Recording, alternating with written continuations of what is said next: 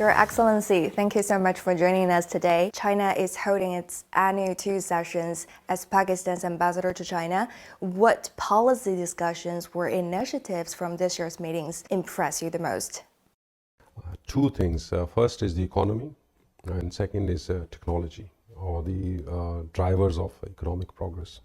So on economy, as we know, China has done quite well in the last 2 years. It was able to achieve the targets that it set for itself, 5% GDP growth, annual growth.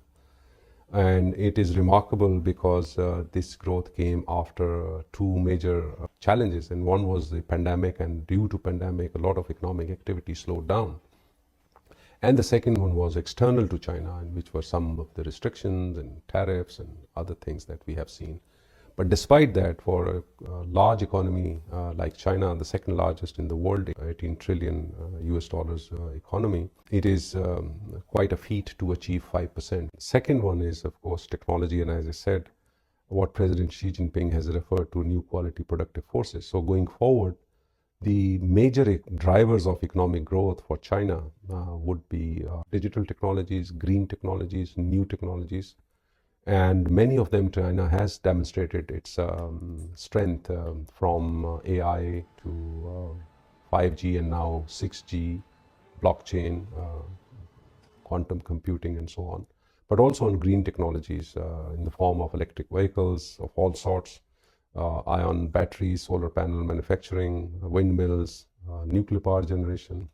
Of course, the two sessions are China's internal matter, but the steps or the policies that China will pursue in the next year and beyond will have an impact beyond China's borders also. So that's why a lot of people pay much attention to what is being said and what actions being taken and policies being pursued and priorities and targets being set.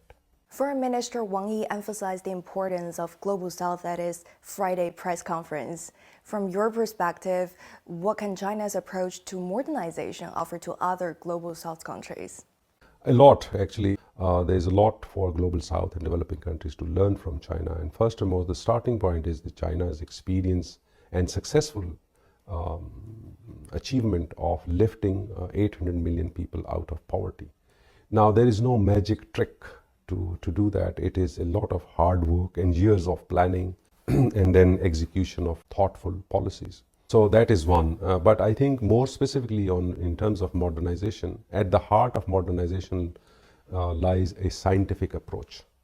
Whether it is to resolving climate change related problems, environmental problems, or economic challenges, natural disasters, other global problems.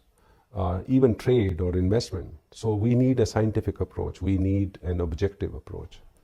So a lot of these problems technology can help resolve these problems.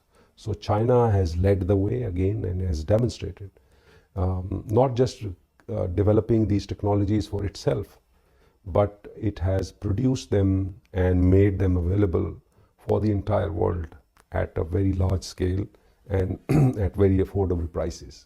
And now China, for over a decade now, has launched the Belt and Road Initiative. Recently, President Xi Jinping announced the Global Development Initiative, which Pakistan was very proud to be the first to support. So these initiatives, I see them as China's philosophy of sharing with others the benefits of development, the benefits of prosperity. So this is also, I see this all part of that overall approach to modernization, but also modernization is a goal, but also a tool to promote development and prosperity and improving the living standards of people.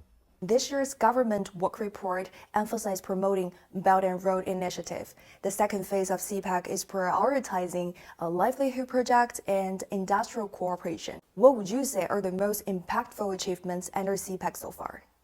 Two areas were very significant, the transport infrastructure and energy infrastructure. I think the first phase, the first decade of CPEC made a lot of progress in these two areas, and they were the main focus.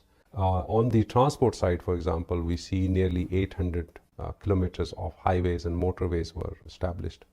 We had a major metro train that was launched in the city of Lahore. Then on the energy side, we had more than 8,800 megawatts of electricity that was added to our grid.